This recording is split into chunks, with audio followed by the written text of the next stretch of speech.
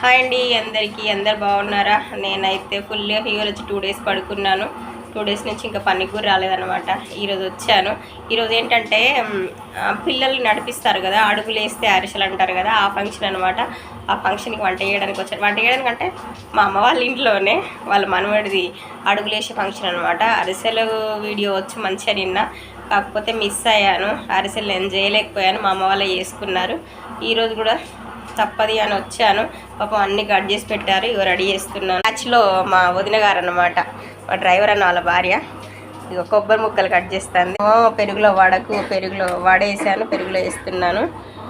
ఇక వచ్చేసరికి పాపం బెండకాయలు సగం ఏం పెట్టేశారు, ఆలుగడ్డలు ఇవన్నీ కట్ చేశారు.